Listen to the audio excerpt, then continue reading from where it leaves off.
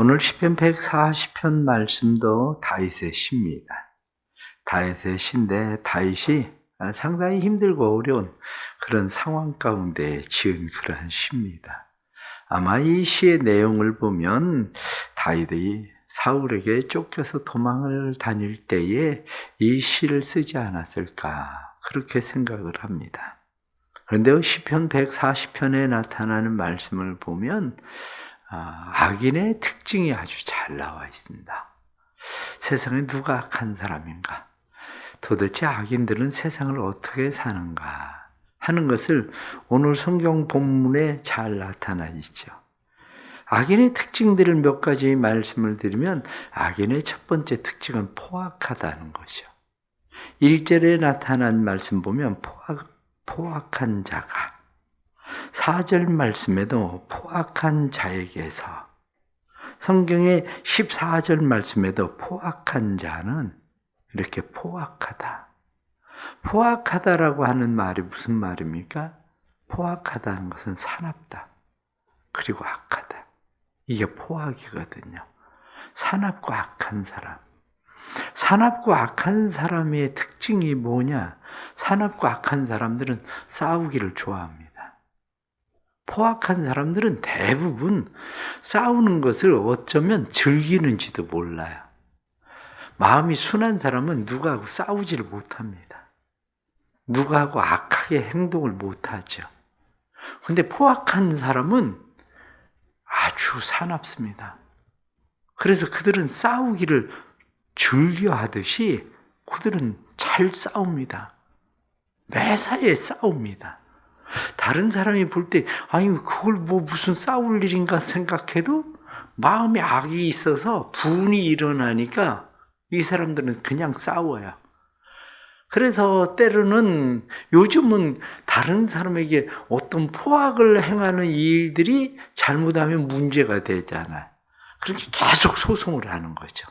이 사람들은. 소송을 계속 다른 사람에게 소송을 거는 사람들이 누구냐면 포악한 사람, 싸우기 좋아하는 사람들입니다. 그러니까 악한 사람을 만나면 악한 사람은 계속 싸우기를 좋아해서 소송을 계속해요. 지금은 뭐 주먹으로 때리든지 어떻게 뭐 이렇게 행하면 문제가 되니까 이 사람들은 계속 소송을 하는 거죠. 계속. 악한 사람의 특징입니다. 이 사람들은 두 번째 성경에 나타난 말씀, 2절 말씀 보면 그들이 마음속으로 악을 꾀하고 성경에 나타난 말씀처럼 그들은 포악한 것으로 그치는 게 아니라 악을 꾀합니다. 악을 만들어내죠. 어떻게 하면 죽일까? 한마디로 그것을 오늘 성경에 나타난 말씀은 무엇이라고 되어 있습니까? 뒤에 5절 말씀에 보면 나를 해하려고 올무와 줄을 놓으며 길 곁에 그물을 치며 함정을 두었나이다.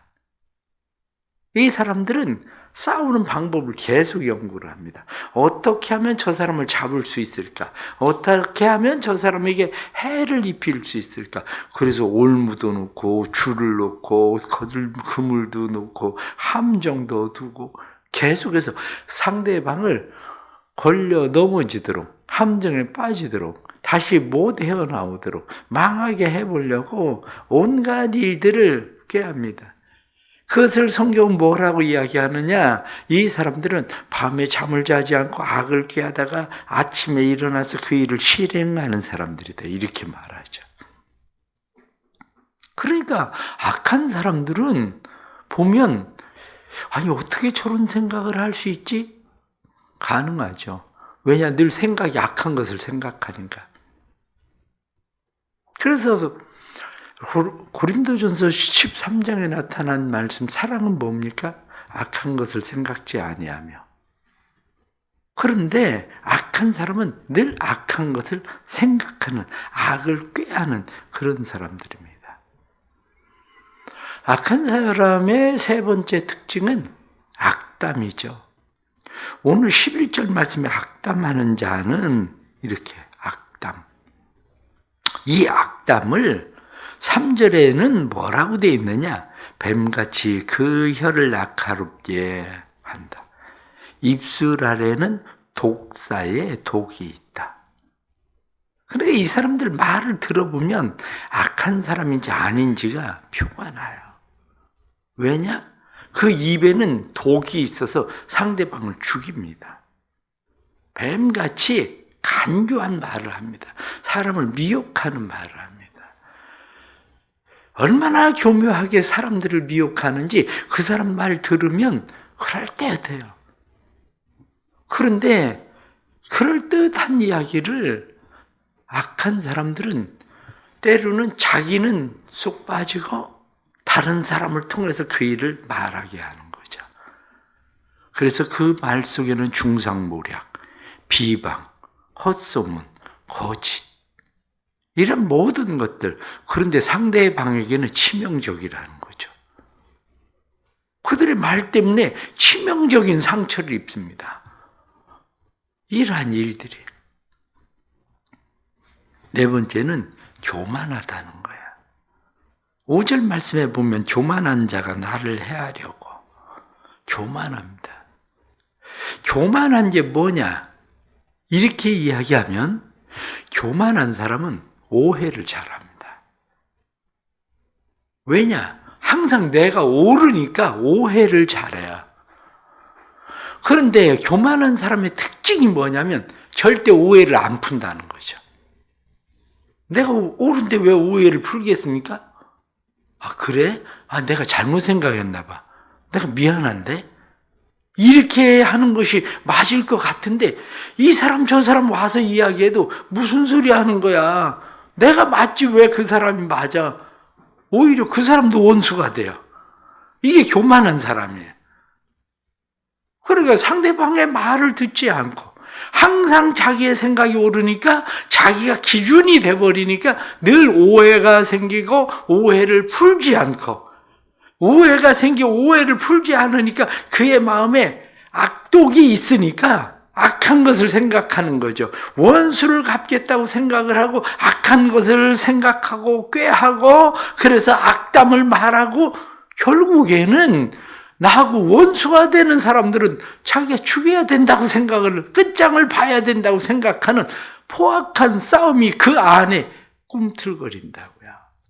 그 안에. 그러니 이런 사람들 만나면 얼마나 힘들고 어렵겠습니까? 그런데 다윗이 그런 사람을 만나버렸어요. 이 세상 살다가 보니까 이런 사람을 만난단 말이죠. 아니, 생각을 해봐도 사울이 자기의 사위를 삼은 다윗이 자기를 어떻게 죽이려고 하겠습니까? 다윗이 자기를 살려주는 일들이 몇 번인데 그래도 그의 마음엔 오해를 풀지 않아요. 저놈은 언젠간 나를 죽일 거다. 그리고 저놈이 언젠가 내 아들도 죽이고 저놈이 왕이 되려고 할 거다. 절대 오해를 풀지 않습니다. 그러니 사울은 다윗을 계속 괴롭힙니다. 끊임없이 쫓아다니면서 그의 인생을 힘들고 어렵게 만듭니다. 참 어려운 일입니다. 그런데 다윗이 믿는 하나님은 어떤 하나님이십니까? 오늘 성경 본문에 나타난 말씀을 보면 그래도 다윗이 믿는 하나님이 분명합니다. 7절에 나타난 말씀 보면 내 구원의 능력이신 주 여호와여 전쟁의 날에 주께서 내 머리를 가려주셨나이다. 말씀 보니까 구원의 능력은 주께 있습니다. 머리를 가려주셨다 그 말은 내 머리에 투구를 씌워주셨습니다. 이런 말입니다. 그러니까 하나님께서 내 머리에 투구를 씌워주셔서 전쟁의 날에 너의 머리를 상하지 않도록 나를 보호하시는 분, 나를 구원하시는 분. 이게 믿음이에요. 하나님이 누구냐? 하나님은 나를 구원하시는 분이십니다라는 믿음. 그것뿐만 아니라 다윗은 하나님을 어떤 분으로 보고 있느냐 하면 6절에 나타나는 말씀을 보면 내가 여호와께 말하기를 주는 나의 하나님이시니 여호와여 나의 구원 간구하는 소리에 귀를 기울이소서. 내 기도를 들으시는 분, 그분이 하나님이십니다. 이렇게 말하는 거죠. 그 믿음이 우리는 있습니까? 나를 구원하시는 분이 하나님이신데 그 하나님이 내 기도를 들으신다는 믿음이 우리 안에 분명한가? 바로 그거죠. 나를 구원하시는 하나님. 그 하나님께서 자기를 구원하시는 일에 대해서 다윗은 구체적인 하나님을 다윗은 믿습니다. 구체적인 하나님을 믿는데 12절 말씀 보니까 내가 알거니와 여호와는 고난당하는 자를 변호해 주시며 궁핍한 자에게 정의를 베푸십니다. 하나님은 누구시냐?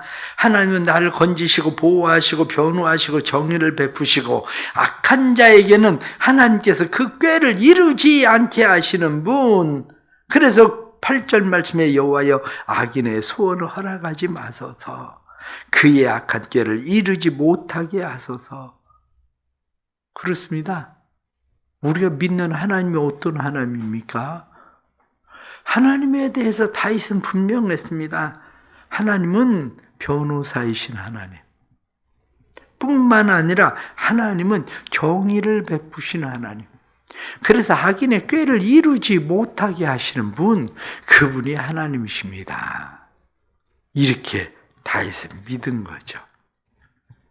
다윗이 그렇게 하나님을 믿고 있을 때에 그러면 그 일이 이루어졌는가? 이렇게 이야기하면 그렇지는 않습니다. 다윗은 그 하나님에 대한 믿음을 가지고 있는데 그 기간이 길었다는 거죠. 그 기간이 길어질 수도 있습니다. 때로는 그 기간이 길어지다가 보면 답답해질 수도 있습니다. 믿음이 흔들릴 수도 있습니다. 그러나 그럼에도 불구하고 다윗이 살아가던 삶의 자세를 보면 우리가 어떻게 이 세상을 살아가야 될 것인가 하는 것을 또 보게 하는 거죠. 악인의 특징을 아는 것뿐만 아니라 나는 하나님을 정말 믿고 의지하고 신뢰한다고 내가 말할 때에 나는 그 하나님에 대해서 그 믿음을 가지고 살고 있는가? 믿음의 자세죠. 첫 번째 믿음의 자세가 뭐냐? 그건 하나님 앞에 맡겨라. 하나님 앞에 맡긴다는 이야기가 무슨 이야기냐면 정말 하나님을 믿고 의지하고 신뢰하면 하나님 앞에 맡기는 자의 자세는 기도하는 삶이에요. 기도합니까? 답답해하는 것만 아니라 마음에 분해하는 것만 아니라 하나님 앞에 기도하는가? 나는 그런 일을 만났을 때에 기도하는가? 그런데 의외로 우리가 믿음으로 산다고 이야기는 하는데 기도가 안 되죠. 이런 상황을 만날 때 기도가 되겠습니까? 그런데 다윗은 어떻습니까? 시편에 나타난 말씀들을 계속 보면 다 다윗의 기도 아닙니까? 때로는 울분을 토하기도 하고 때로는 답답함을 토하기도 하고 때로는 하나님 앞에 사정을 하기도 하고 때로는 저주를 해도 기도로 저주하고 이게 다 누구 앞에서 하는 겁니까? 하나님 앞에서 다윗이 그렇게 기도하는 겁니다. 만일 우리가 기도하기를 포기한다면 그건 믿음으로 사는 게 아니에요. 내가 하나님을 그렇게 믿는다면서 하나님이 우리의 기도를 들으시고 하나님이 구원의 능력이 있으시고 하나님이 정의를 행하시고 나를 변호사가 되시고 나를 보호하시고 구원하시는 분이라고 내가 믿는다면서 그런데 왜 기도를 안 하는데? 안 믿으니까 안 하는 거지. 목사님 믿어요. 믿음이 없으니까 안 하는 거지. 그런데 우리는 그것을 믿음이 있는 것처럼 늘 착각하고 있는 거죠. 하나님 믿는 거 아닙니다. 기도가 끝나면, 기도가 포기되면 이미 믿는 거 아닙니다. 그러면 시험을 치르는 사람들을 보십시오. 때로는 공무원 시험을 보고 때로는 다른 취업 시험을 보는 사람들을 보십시오. 아니, 그 사람들은 3번, 4번 떨어지는데, 아니, 심지어는 판검사 시험사가 되려고 시험을 보는 사람들 보십시오. 아니, 왜 그렇게 나이 먹도록 계속 그 시험을 볼까? 붙을 거라는 믿음이 있으니까 계속 시험을 보는 거예요, 그 사람들이. 아니, 떨어질 거라고 생각하면 그 사람들이 왜 시험을 치르겠습니까? 붙을 거라고 믿으니까 시험을 계속 보는 거지. 우리는 왜 기도를 안 하는데요? 안 믿으니까 안 하지. 간단한 겁니다. 믿음으로 산다고 얘기를 하지만 사실은 안 믿으니까 기도 안 하는 겁니다. 안 믿으니까. 내가 할 일은 뭐냐? 내가 할 일에 첫 번째는 내가 믿음의 자세를 가지고 있나? 내가 믿음의 자세를 가지고 있다면 나는 기도하나? 하는 일입니다. 기도하는 것이야말로 믿음의 자세입니다. 두 번째는 의인의 자세가 필요합니다. 13절 말씀 보면 진실로 의인들이 주의 이름에 감사하며, 의인의 자세는 감사하는 겁니다. 하나님 감사합니다. 감사할 줄 아는 사람이 의인입니다. 감사할 줄 모르는 사람은 의인이 아니라 교만한 자입니다. 내가 지금 주어져 있는 삶의 모든 상황과 환경 속에서 내가 감사할 수 있는 이유가 어디에 있습니까? 내가 살아있으니까. 하나님이 나의 보호자가 되지 않고 하나님이 나의 변호사가 되지 않고 하나님이 정의를 행하는 분이 아니셨더라면 이미 나는 죽었거든. 나는 벌써 그 사람들이 던져놓은 올무에 그물에 함정에 나는 빠져서 이미 죽었을 텐데, 야, 어떻게 번번이 그 그물과 함정과 올무에서 나는 벗어날 수 있을까? 때로는 기가 막힐 수렁과 웅덩이에 빠졌는데 나 어떻게 일어날 수 있을까? 아니, 나 병에 걸려서 죽을 줄 알았는데, 사업이 망해서 난 죽을 줄 알았는데, 아니, 난 인생이 그때 끝날 줄 알았는데, 아니, 난 왜 살아있을까? 왜 여전히 건재할까? 다만 힘들고 어려운 것 뿐이지. 그러니 감사할 수밖에 없는 거죠. 이게 의인의 자세라는 거예요. 감사해야 돼요. 감사가 없으면 그 사람 의인이 아닙니다. 감사가 없으면 이미 교만한 겁니다. 감사가 없으면. 세 번째는 정직한 자의 자세입니다. 정직한 자의 자세는 13절 하반절 말씀 보면 정직한 자들이 주의 앞에서 살리이다.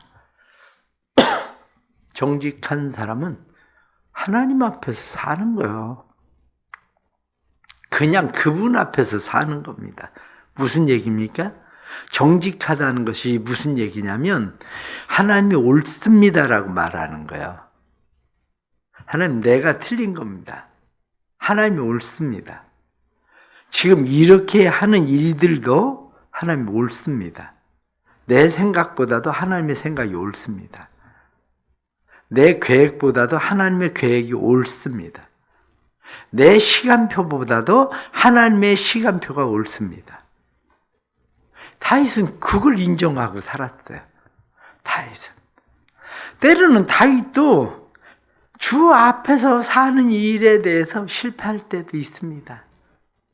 그래서 다윗이 블레셋으로 도망을 갈 때도 있었습니다. 그런데 정신 번쩍 차리니까 이거 아니구나. 내가 블레셋 앞에 사는 일은 미친 짓이구나. 왜 그가 미친 짓하고 돌아옵니까? 그게 미친 짓이라는 거예요. 블레셋 앞에 가서 서 있는 게 그게 미친 짓이라는 거예요. 세상 사는 방법으로 사는 게 미친 짓이라는 거예요. 그 사람들이 그렇게 하니까 나도 그렇게 하겠다. 이게 미친 짓이라는 거예요. 정직한 사람이 살아가는 삶의 자세는 그냥 하나님 앞에서 사는 거예요. 하나님이 옳습니다. 하나님의 시간표가 옳습니다. 하나님의 계획이 옳습니다. 하나님의 때가 옳습니다. 이렇게 사는 거. 그게 바로 주 앞에서 사는 거, 정직한 자들이 살아가는 삶의 자세다. 이렇게 말씀하는 거죠. 말씀을 보면서 그렇습니다. 제가 어제 저녁에서부터 새벽까지 나와서 설교 준비를 했는데 새벽에 와서 성경을 다시 쭉 보는데 성경이 다시 보여. 그거 어제 저녁부터 아침 새벽까지 설교 준비한 건 다 그냥 휙 날아가고 설교가 그냥 다시 보이는 거야. 제가 왜 이런 말씀을 드리냐면 삶은 하나님이 주시는 은혜가 우리에게 임해야 삶이 보여요. 내가 만나는 힘들고 어려운 상황이라고 생각하는데 내가 만나는 힘들고 어려운 상황이 하나님과 나와의 관계를 성장시킵니다. 내가 만나는 힘들고 어려운 상황이 하나님과 나와의 관계만 성장시키는 것이 아니라 옆으로 나 자신을 성장시킵니다. 다윗이 어떻게 그런 왕이 될 수 있었을까? 다윗이 인생에 실패할 때도 있지만 다윗이 어떻게 하나님과의 관계를 포기하지 않고 그가 그렇게 살아가려고 몸부림칠 수 있을까? 다윗의 주변에 사람들이 악한 사람들 그렇게 있어도 다윗은 어떻게 그들을 품고 살 수 있었을까? 그게 바로 다윗이 만나는 삶의 모든 일들을 통해서 수직적으로 하나님과 성장하고 수평적으로 자기 자신의 성장을 이루어 왔기 때문에 그래요. 어쩌면 우리는 지금 살아있는 날들보다도 또 이제 앞으로 우리가 살아갈 날들도 무엇을 깨닫고 산 날들보단 훨씬 더 길을 수도 있어요. 왜냐? 우리가 대부분 사람들이 철들었다 이렇게 이야기하는 것이 그래도 한 30살 돼야 철이 좀 드는 것 같아. 한 30살 돼야. 그 60살까지 직장 생활을 열심히 30년 살잖아요. 그런데 60살까지 직장 생활하고 열심히 살았는데 직장 그만둬봐. 그때부터 30살 살아야 되는 거, 30년을 살아야 되는 거거든. 그런데 위로도 성장이 안 되지, 옆으로도 성장이 안 되지. 그러니 그 30년이 얼마나 힘들고 어렵겠어. 이 30년 동안 우리가 수직적으로 성장하고 수평적으로 성장을 해야 60살부터 90살까지 사는 인생이 그래도 그래 내가 살아가는 삶이 그래 평생 하나님 앞에 맡기고 사는 일 그것뿐만 아니라 내가 하나님 앞에 감사하고 사는 일 그래 얼마를 살든지 하나님 앞에서 내가 살아가는 일 그게 내가 살아갈 삶인데 그거 깨닫고 사는 게 중요한 거예요. 그게 오늘 주시는 말씀 우리 안에 또 다시 새롭게 우리를 세우는 은혜의 말씀 되기를 축복합니다. 그래서 내가 악한 자가 되고 있지는 않나? 우리를 살펴보고 다시 하나님 앞에 살아가는 믿음의 삶의 역사가 우리 안에 일어나기를 간절히 바랍니다. 기도하겠습니다. 하나님 아버지, 우리는 하나님을 믿습니다. 하나님이 우리의 구원자이심을 믿습니다. 하나님이 우리를 건지시고 보호하시고 변호하시고 정의를 베푸시고 악한 자들의 꾀를 이루지 않는 분이심을 믿습니다. 그러기에 우리는 이 새벽에 나와서 기도합니다.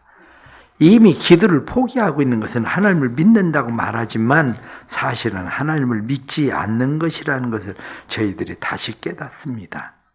믿음의 자세는 하나님을 믿기에 하나님 앞에 맡기고 기도하는 일인데 저희들에게 믿음의 바른 자세를 주셔서 하나님 앞에 맡기고 기도할 수 있도록 도와주옵소서. 저희들로 하여금 의인의 자세를 주셔서 범사에 하나님 앞에 감사할 수 있도록 도와주옵소서. 저희에게 정직한 자세를 주셔서 항상 하나님 앞에 서 있도록 도와주옵소서. 하나님 아버지, 사랑하는 주의 백성들이 이 새벽에 마음 답답함으로 기도합니다. 때로는 포기하고 싶은 마음이 들 때에도 하나님 앞에 기도합니다. 믿음이 흔들릴 때에 다시 믿음을 붙잡으려고 기도합니다. 도와주옵소서. 하나님의 사랑, 하나님의 은혜가 우리를 붙드시고 다시 우리로 하여금 악인들로부터 건지시고 우리를 회복해 하시는 주님의 역사가 일어나도록 도와주옵소서.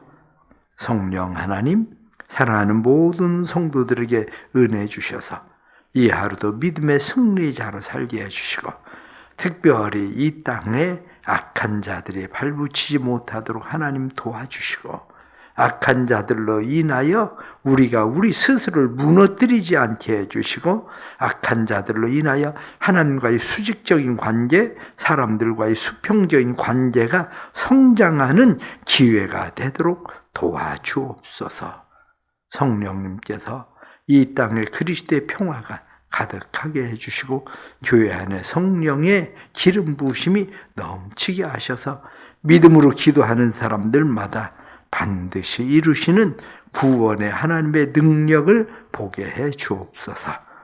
예수님의 이름 받들어 기도드리옵나이다. 아멘.